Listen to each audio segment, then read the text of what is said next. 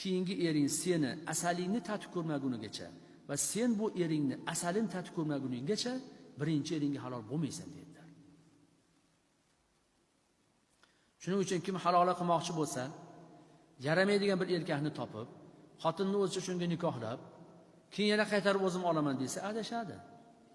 Albatta uni asalini nargi erkak tatib ko'rish kerak va buni asalini erkakning asalini bu xotin ham tatib ko'rish kerak. Hozir internetda shov-shuv boshlandi. Shunaqa ham bo'ladimi gap deb. Bunaqa yozishni boshlaydi-da. Nima degan gap o'zi bu deydi. Ha, 3 taloq qo'ysang ana shunaqa bo'ladi. 3 taloq qo'yadiganlar avval o'ylab turib qo'yish kerak. Jamoaviy jinoyatning jazosi mana shunaqa bo'ladi. 3 taloq qo'yish oson bas. 3 taloq qo'ydingmi, chilasang qo'y. To'r endi 3 talog'ingda, tamom. Olmayman deb qaytarib oladigan bo'lsang-chi, xotining boshqa erkakni lazzatini tatib ko'rsin. U erkak ham xotiningni bir tatib ko'rsin. Keyin senga xohlasa berib yuborsa, keyin seni tataverasa. Ana shu darajada pastkash bo'lsang olaver. Ana bu yerda bular nima qilyapti hozir? Allohni aldamoqchi bo'lyapti. Ana uni shu joyini o'zida nikohlab, shu joyini o'zida talog'ini berib, bunga nikohlab yuboryapti. Uni qarang. Bitta majlisda o'zida 2 martalab ayol nikohlab yuboryapti. Xo'p aytaylik, ana uni iddasi tugagan ekan. Ikkinchi erkak nikohlandi deylik. Ikkinchi erkakdan endi u taloq qo'yib nikoh. Ikkinchi erkakdan keyin ham buni idda kutish kerak. Bu axir.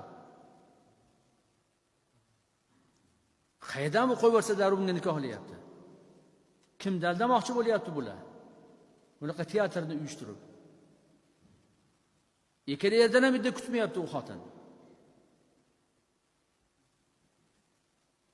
Mutlaqo mumkin emas. O'tmaydi umuman. O'zlari aldab hayot kechirib yuraveradi. Allohni alda olmaydi hech qachon. Alloh faqat arqonni uzun tashab qo'yadi. Joyida jazosini bermaydi. Tavba qilishini kutadi. Yaxshi mana ayol kishining kallasi ishlab qopti, savol beryapti. Agar shu savolni bermasa, yashirib yuraversa-chi, bir umr shunaqa yashab yuradi. Va shunaqa yashab yurganlar bor. Voy men domlaning ma'ruzasini eshitdim, men boraman desa, erlar aytayapti ekan, bormaysan, hozir borsang domla ajrashtirib yuboradi. Bormaysan tamom. deb xotinlarni keltirmas ekan. Domla ajrashtirib yuborar ekan. Ahmoq, o'zing ajrashib bo'lgansan-ku. Nimaga sen domla ajrashtiradi? Sen ajrashib bo'lgansan.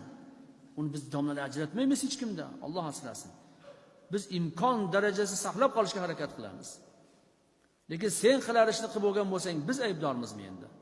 Xuddi domla aybdor deb paronchi domlaga boruvdik, ajrashtirib yubordi. 3 ta bolamiz yetim qoldi deydi. Taroqni sen qo'yasan-ku, tarog'ing tushibdi degan domla aybdor bo'lib qoladimi endi? Ahli ilmlar aybdor bo'lib qoladimi? Mard bo'lib qo'ydingmi? Mard bo'lib turib ber endi oxirigacha. Sher bo'lib qo'yib keyin quyonga o'xshab yanni yurasanmi? Bunaqa bilan bo'lmaydi. Bu yerdagi narsa mutlaqo bu teatr bu, umuman durust emas. Ikkala nikohi ham o'tmagan, mabodo er xotinni qilib yurishgan bo'lsa, ayni zino bo'ladi, ya'ni benikoh qo'shilib yurishgan bo'ladi. Allohning o'zi asrasin, buni kasofati o'zlariga bo'lmasa bolalariga uradi. Shuning uchun ehtiyot bo'lish kerak. Unaqa qilib yashab yurgandan ko'ra ajrashib ketishlik albatta durust. Albatta bu farz, shart bo'ladi. Kelajagi uchun ham o'sha yaxshi